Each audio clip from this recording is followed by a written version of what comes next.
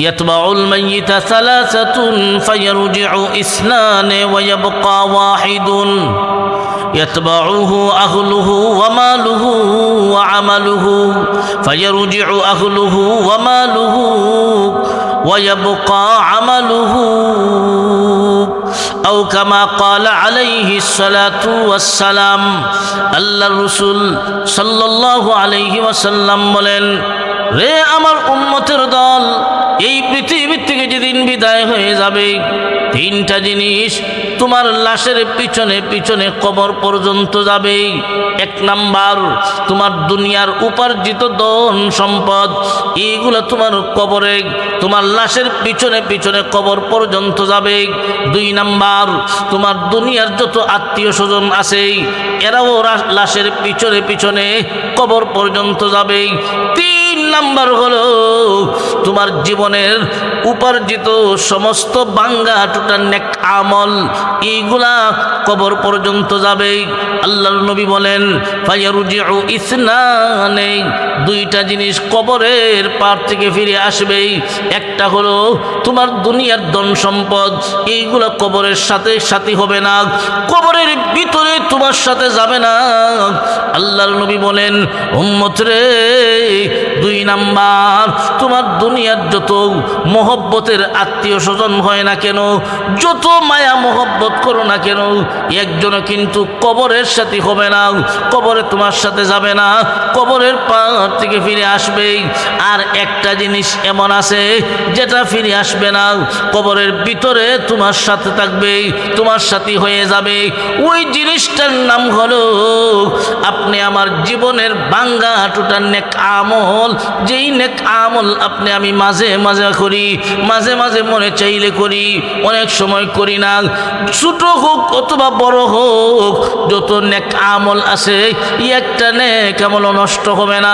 প্রত্যেকটা নেক আমল আপনি আমার কবরের সাথী হয়ে যাবে। এই জন্য ভাইয়েরা আমার, আজকে তাকায় দেখেন, এই দুনিয়ার ৬০-৭০ বছরের কোন স্থায়ী জীবন, এই জীবনটা আজকে আমরা যার পিছনে ব্যয় করি, যেই জিনিসের পিছনে ব্যয় করি, একটা দেখবেন দুনিয়ার জীবনটা আজকে আপনি আমি সবাই ব্যয় করি সম্পদ উপার্জনের পিছনে। সম্পদ উপার্জন করার জন্যে দিনে রাত্রে পরিশ্রম করি, দিনেও করি রাত্রেও করি, মাথার ঘাম পায়ে ফেলাইয়া সম্পদ কেমনে বেশি উপার্জন করা যায়, শুধু এই প্রতিযোগিতায় লিপ্ত। আমার চাচাতো ভাই ঢাকা শহরের 10 তলা বিল্ডিংয়ের মালিক, আমি কেমনে 15 তলা মালিক হইতাম, এই চিন্তা আর প্রতিযোগিতায় লিপ্ত। সম্পদ উপার্জন করার জন্য দিনে রাত্রে যত পরিশ্রম করি না কেন, আজকে দুনিয়ার সময়টা ব্যয় করতেছি। অনেক মানুষ দেখবেন সম্পদ কামাই করে, জমা করে, বুক করতে পারে না, এমন আছে না নাই? বহু বছর পর্যন্ত বিদেশের মাটিতে প্রবাসী জীবন, সেখানে পরিবারের সুখ শান্তির জন্য সম্পদ কামাই করে, শেষ বয়স যখন চলে আসি, মনে মনে পরিকল্পনা করে আমি দেশে যাব, এখন আর কত বছর বিদেশে থাকবো, এখন তো আর সময় নাই, বাড়িতে যাব, সুখ শান্তির জীবন গঠন করব। ওই মানুষটা বিদেশ থাকিয়া কল্পনা জল্পনা নিয়ে দেশের বাড়িতে আসে, সুখে শান্তিতে থাকবে। কিন্তু দেখা যায় এমন অনেক আল্লাহর বান্দাবান্দি পাওয়া যায়, দেশের মাটিতে সুখ করবে, শান্তিতে থাকবে, এই কল্পনা নিয়ে দেশের ভিতরে যখন আসে, দেশে আসে, বেশি দিন আর থাকে না, এর ভিতরে টাইম শেষ, ডেড বডি, এমন আছে না নাই? কিন্তু যেই মানুষটা এই দুনিয়ার জীবনটাকে সম্পদ উপার্জনের পিছনে সময় ব্যয় না করে পরকালের সামান জোগাড় করায় লিপ্ত, ওই মানুষটাই মূলত সফল, ওই মানুষটাই পরকালের জীবনে শান্তির জীবন পাবে। আর যেই মানুষটা দুনিয়া উপার্জনের জন্য বিদেশের মাটিতে জীবনের একটা বিরাট অংশ সময় বিদেশের মাটিতে কাটাইল, এমন অনেক বান্দাবান্দি আছে সম্পদ উপার্জনের পিছনে পড়িয়া দিন ভুলে যায়, আল্লাহ ভুলে যায়। সম্পদ কামাইলো কথা ঠিক, নিজেও বুক করতে পারলো না। যেই দিন দুইটা চক্ষু বন্ধ হয়ে যাবে, আল্লাহর নবী বলেন, উম্মত রে, সম্পদের মালিক তুমি থাকবে না, এই সম্পদের মালিক আরেকজন হয়ে যাবে।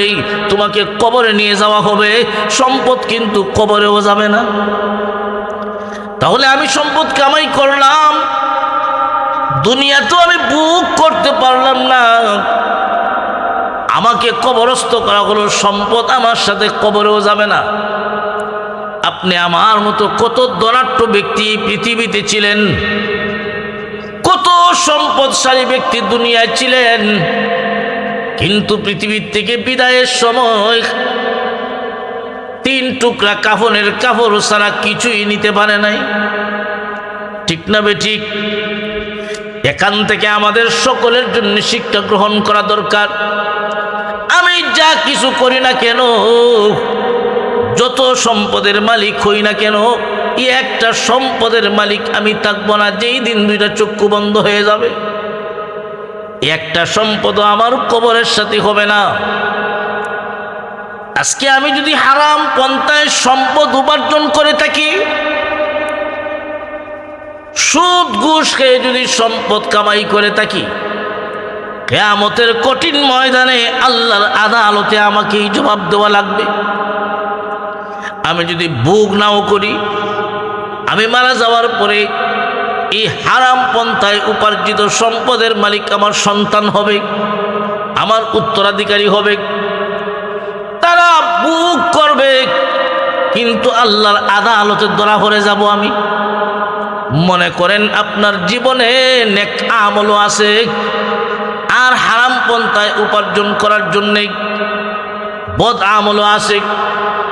কিয়ামতের কঠিন ময়দানে আপনি আল্লাহর কাছে ধরা পড়ে গেছেন, আল্লাহর কাছে ধরা। আপনার জীবনের নেক আমল আর বদ আমল ওজন দেওয়ার পরে মনে করেন, আমি বোঝানোর জন্য আপনাদেরকে বলতেছি, একটা নেকির প্রয়োজন, একটা নেকি আল্লাহর পক্ষ থেকে বলা হবে, বান্দা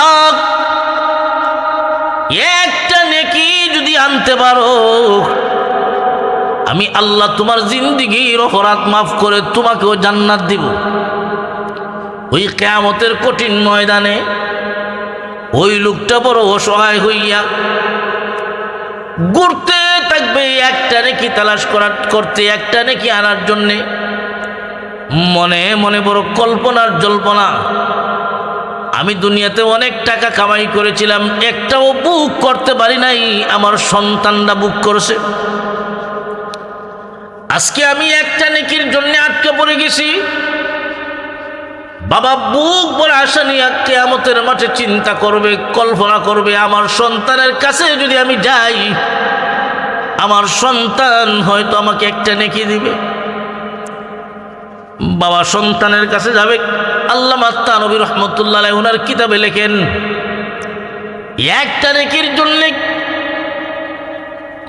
মানুষ তালাশ করতে থাকবে, আত্মীয় স্বজনের কাছে যাবে, বন্ধু বান্ধবের কাছে যাবে, কেউ নেকি দিবে না। সন্তানের কাছে গিয়া বলবে, আমি তোমার আব্বা, দুনিয়ায় হারাম পন্থায় সম্পদ উপার্জন করেছিলাম, আমি বুক করতে পারি নাই, সব সম্পদ তোমরা বুক করেছো। আজকে আমি তোমার আব্বা ধরা পড়ে গেছি, একটা নেকির দরকার। সন্তান রে, একটা নেকি যদি আমাকে দাও, আমি তোমার আব্বা জাহান্নামের আগুন থেকে রক্ষা পাবো, মহান আল্লাহ আমাকে জান্নাত দিবেন। একটা নেকি চাই। ওই কিয়ামতের কঠিন ময়দানে সন্তান তখন জবাব দিবে, আমি দুনিয়ায় আসতে গিয়া নিশ্চয় আমার কোনো না কোনো একজন পিতা ছিলেন, বাবা ছিলেন, কথা ঠিক, কিন্তু আপনি কে গো, আমি আপনাকে চিনি না, না আপনাকে আমি নেকি দিতে পারবো না, নেকি দিতে পারবো না। ওই কিয়ামতের কঠিন ময়দানে সন্তান একটা নেকি দিবে দূরের কথা, বাবাকে সন্তান হিসেবে পরিচয়ই দিবে না। আল্লাহ পাক রব্বুল আলামিন এই কথাটাই কোরআনে তুলে ধরছেন। ইয়াউমা ইয়াফিরুল মারউ মিন আখিহি ওয়া উম্মিহি ওয়া আবিহি ওয়া সাহিবাতিহি ওয়া বানিহি লিকুল্লি ইমরিইম মিনহুম ইয়াউমাইযিন শা'নুন ইউগনিহি। আল্লাহ পাক রব্বুল আলামিন বলেন, কিয়ামতের কঠিন ময়দানে এমন ভয়াবহ পরিস্থিতি হবে, বাবা সন্তানকে নেকি দিবে দূরের কথা,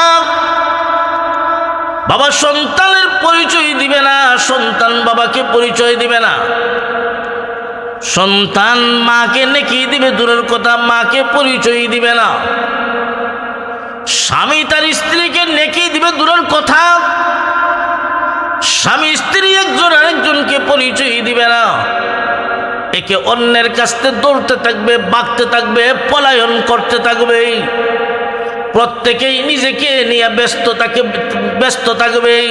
লিকুল্লি ইমরিইম মিনহুম ইয়াউমাইযিন শা'নুন ইউগনিহি। ওই কিয়ামতের কঠিন ময়দানে প্রত্যেকেই নিজেকে নিয়ে ব্যস্ত থাকবে। ইয়া নফসি ইয়া নফসি ইয়া নফসি, হায় আমার অবস্থা কি হবে, আমার অবস্থা কি হবে।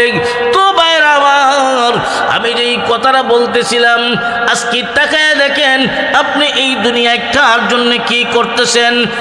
দিন রাত্রে পরিশ্রম করে মাথার ঘাম পায়ে ফেলাইয়া সম্পদ কামাই করি, হয়তো আমি বুক করতেও পারি, নাও করতে পারি। হারাম পন্থায় যদি সম্পদ উপার্জন করে থাকি, কিয়ামতের কঠিন ময়দানে মহান আল্লাহর আদালতে আমাদের কি জবাব দেওয়া লাগবে। হাদিস শরীফে আল্লাহর রাসূল সাল্লাল্লাহু আলাইহি ওয়াসাল্লাম বলেন, কিয়ামতের মাঠে 5টা প্রশ্নের জবাব না দেওয়া পর্যন্ত কোনো আদম সন্তান একটা কদম নাড়াবার শক্তি পাবে না। কয়টা প্রশ্ন? 5টা।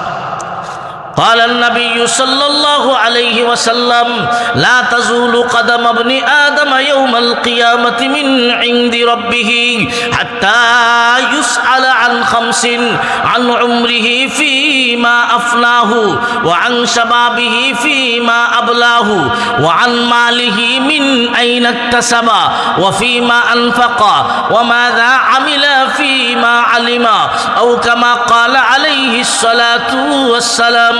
আল্লাহ রাসূল সাল্লাল্লাহু আলাইহি ওয়াসাল্লাম বলেন, কিয়ামতের কঠিন ময়দানে 5টা প্রশ্নের জবাব না দেওয়া পর্যন্ত একটা আদম সন্তানও তাদের কদম নাড়াতে পারবে না। 1 নম্বর প্রশ্ন হলো, হে বান্দা, আমি আল্লাহ তোমাকে একটা জীবন দিয়েছিলাম, হায়াত নামক একটা জীবন দিয়েছিলাম, এই জীবনটা কোন কাজে ব্যয় করেছো হিসাব দাও। 2 নাম্বার, তোমাকে এই জীবনের ভিতরে একটা যৌবন দিয়েছিলাম, বহুত বড় দামি জিনিস একটা যৌবন, এই কালটা বড়, এই সময়টা বড় দামি জিনিস, এই যৌবন কালটাও তোমাকে দিয়েছিলাম, হিসাব দাও। 3 নাম্বার প্রশ্ন হবে, বান্দারে তুমি হিসাব দাও, এই দুনিয়ায় চলাফেরা করতে গিয়া কোন কাজে সম্পদ, কোন খাতে সম্পদ উপার্জন করেছো, কিভাবে সম্পদ উপার্জন করেছো, কোন কাজের মাধ্যমে সম্পদ উপার্জন করেছো, হিসাব দাও। শুধু উপার্জন করেছো কোন দিক থেকে, শুধু তা নয়, মহান আল্লাহ 4র্থ প্রশ্ন করবেন, বান্দা ওয়াফিমা আনফাকা, এই সম্পদ কোন খাতে তুমি খরচ করেছো, তাও হিসাব দাও। ও দুনিয়ার মুসলমান ইমানদার, আজকে দুনিয়া কামাই করার পিছনে আমরা যারাই লেগে আছি, কিয়ামতের কঠিন ময়দানে আল্লাহর আদালতে অবশ্যই জবাব দেওয়া লাগবে, কোন খাতে আমি উপার্জন করেছি। ঠিক না বেঠিক? এই জন্য ভাই, সম্পদ উপার্জন করব হালাল পন্থায়, হারাম না, কারণ কিয়ামতের মাঠে জবাব দেওয়া লাগবে। আর এই সম্পদ তো আমার হাতে ততক্ষণ পর্যন্ত থাকবে যতক্ষণ আমার 2টা চক্ষু খোলা থাকবে। 2টা চক্ষু যখন বন্ধ হয়ে যাবে, যত সম্পদশালী হন না কেন, কোনো কিছু কাজে লাগবে না। সব কিছুর রেখে আপনাকে 3 টুকরা কাফনের কাপড় সাথে নিয়ে কবরে যেতে হবে। ঠিক না ভাই? ঠিক। শুরুতে যে হাদিস কেনা পাঠ করেছিলাম, আল্লাহ রসুল সাল্লাল্লাহু আলাইহি ওয়াসাল্লাম বলেন, তোমাকে যখন মানুষ কবরের দিকে নিয়ে যাবে, তোমার লাশের পিছনে পিছনে তোমার ধন সম্পদ যাবে, কবরের পার থেকে ফিরে আসবে, ভিতরে যাবে না, তোমার সাথী হবে না। 2 নাম্বার, তোমার দুনিয়ার যত মহব্বতের মানুষ হয় না কেন, যত আত্মীয় স্বজন হয় না কেন, কেউ কিন্তু কবরের সাথী হবে না। আপনার যত মহব্বতের সন্তান হয় না কেন, মা বাবা নিজে কষ্ট করে সন্তানকে কষ্ট দেয় না, নিজে একটা ভালো জিনিস খায় না, সন্তানের জন্য রাইখা দেয়। ইয়ে তো মায়া আর মহব্বত। আল্লাহর নবী বলেন, যত মহব্বতের মানুষ হয় না কেন, যত ভালোবাসার স্ত্রী হয় না কেন, একজনও কিন্তু কবরের সাথী হবে না, কেউ কিন্তু কবরে যাবে না রে উম্মত। দুনিয়াতে এমন কোনো কথা আপনি আমি শুনি নাই, এমন কোনো স্ত্রী এই কথা বলেছে, আমার স্বামী দুনিয়াতে নাই, আমি কেমনে থাকবো, আমারও দিলাও। এমন কথা কেউ কইছেনি না, কিয়ামত পর্যন্ত এমন কথা কেউ বলবে না। আল্লাহর নবী বলেন, উম্মত রে, যত মহব্বতের মানুষ হয় না কেন, কেউ কিন্তু কবরের সাথী হবে না, কেউ কিন্তু কবরে যাবে না। তোমাকে দাফন করার পরে, কবরে রাখার পরে সবাই চলে আসবে, কেউ কিন্তু কবরের সাথী হবে না। 1 বছর 2 বছর এইভাবে 20-25 বছর পরে তোমার নামটাও ভুলে যাবে, মানুষ তোমাকে চিনবে না, ঠিক না বেটি? আজকে মনে করেন আপনি আমি যেই বাড়িতে বসবাস করি, এই বাড়ির মালিক একদিন আমি ছিলাম না, আমার বাবা ছিলেন। আর একটু আগে যদি যান, বাবাও ছিলেন না, দাদা ছিলেন। আর একটু আগে যদি যান, এই বাড়ির মালিক আপনার দাদাও ছিলেন না, আপনার বড় বাবা ছিলেন, বড় বাপ, দাদার বাপ। যদি জিজ্ঞাসা করা হয়, বলুন তো দেখি, আপনি যে বাড়ি দিয়া বাড়িওয়ালা, যার ঘর দিয়ে আপনি ঘরওয়ালা, যার ব্যবসা দিয়ে আপনি ব্যবসায়ী হয়েছেন, যার সম্পদ দিয়ে আপনি সম্পদশালী হয়েছেন, মনে করেন আপনি যে বাড়িতে থাকেন এটা আপনার বড় বাবার হাতের কামাই। যেই সম্পদ আপনি ভোগ করতেছেন এটা আপনার বড় বাবার হাতের কামাই, যিনি 50 বছর আগে ছিলেন। যদি জিজ্ঞাসা করা হয়, হে আল্লাহর বান্দা, যার সম্পদ দিয়ে তুমি সম্পদশালী, তোমার বড় বাপ, ওনার নামটা কি ছিল বলো? আমার বিশ্বাস অনেকেই বলতে পারবে না। যেই লোকের সম্পদ আপনি আমি বুক করি, আজকে ওনার নামটাও যেমন আমি জানি না। ও আল্লাহর বান্দা বান্দি, সেই দিন বেশি দূরে নয়, এমন একদিন আসবে, আজকে তুমি মাথার গাম পায়ে ফেলাইয়া দিনে রাত্রে পরিশ্রম কইরাও, সম্পদ কামাই করলাম, জাগা বাসার মালিক হইলাম, এমন একদিন আসবে তুমি অন্ধকার কবরে ঘুমাইয়া থাকবা। তোমার জাগা জমির মালিক এমন ব্যক্তি হবে, যেই লোক তোমার নামটাও জানবে না তুমি কে ছিলে, ঠিক না বেটি? এমন দিন আমাদের সবারই আসবে তো? হ্যাঁ, অবশ্যই আসবে, এমন দিন সবারই আসবে। তাহলে আল্লাহর রাসূল সাল্লাল্লাহু আলাইহি ওয়াসাল্লাম বলেন, তোমার ধন সম্পদ কবরে যাবে না, তোমার সাথী হবে না, পরকালের কোনো উপকার আসবে না। 2 নাম্বার, তোমার দুনিয়ার আত্মীয় স্বজন কেউ উপকার করতে পারবে না, কেউ কিন্তু কবরের সাথী হবে না। হ্যাঁ, তবে আপনি যদি নেককার সন্তান রেখে যাইতে পারেন, আপনার সন্তান যদি নেককার হয়, তাহলে কিছু লাভ আছে। আল্লাহ রাসূল সাল্লাল্লাহু আলাইহি ওয়াসাল্লাম অন্য হাদিস শরীফের মাঝে বলেন, মানুষ যখন পৃথিবীর থেকে বিদায় হয়ে যায়, মারা যায়, মানুষের 3টা নেক আমলের দরজা খোলা থাকে, সব বন্ধ হয়ে যায়। 3টা নেক আমলের দরজা খোলা থাকে। একটা হলো ইল্লা মিন সাদাকাতিন জারিয়াতিন, সদকায়ে জারিয়া। আপনি যদি সদকায়ে জারিয়া রেখে যান, আপনি কবরে ঘুমায় থাকবেন, সদকায়ে জারিয়ার সওয়াব আপনার কবরে যেতেই থাকবে। 2 নাম্বার, আপনি যদি নেককার সন্তান রেখে যান, নেককার সন্তানেরা বাবার কবরের সামনে গিয়া বাবার জন্য 2টা হাত তুলবে, যে কোনো জায়গায় থাকুক, বাবার জন্যে, মা বাবার জন্যে হাত তুলবে, দোয়া করবে, রাব্বির হামহুমা কামা রাব্বায়ানি সগীরা। নেককার সন্তানের আমলের একটা অংশ আল্লাহ পাক মা বাবার কবরে পৌঁছায় দেয়। 3 নাম্বার, আপনি যদি ইলম শিক্ষা দিয়া থাকেন, আপনি কাউকে আলিফ বা শিখাইছেন, উনি আর 5 জনকে আলিফ বা শিখাইছেন, ওই 5 জন আর 10 জনকে শিখাইছেন, এইভাবে কিয়ামত পর্যন্ত একজনের পর আরেকজন, একজনের পর আরেকজন এই যে শিক্ষা ব্যবস্থা চালু থাকবে। যিনি ইলম শিখায় গেছেন ওই লোকটা কবরে ঘুমায়া থাকবে, আর কিয়ামত পর্যন্ত ওনার কবরে সব যাইতেই থাকবে, যাইতেই থাকবে, যাইতেই থাকবে। কন্যা সুবহানাল্লাহ। তো ভাই, 1 নম্বর ধন সম্পদ আমার কবরের সাথে হবে না। 2 নম্বর, আমার দুনিয়ার আত্মীয় স্বজন কবরের সাথে হবে না। একমাত্র হবে কি? আল্লাহ রসুল বলেন, ফায়ারজিউ ইসনানে ওয়া ইয়াবকা ওয়াহিদুন ইয়াতবাউহু আহলুহু ওয়া মালুহু ওয়া আমালুহু।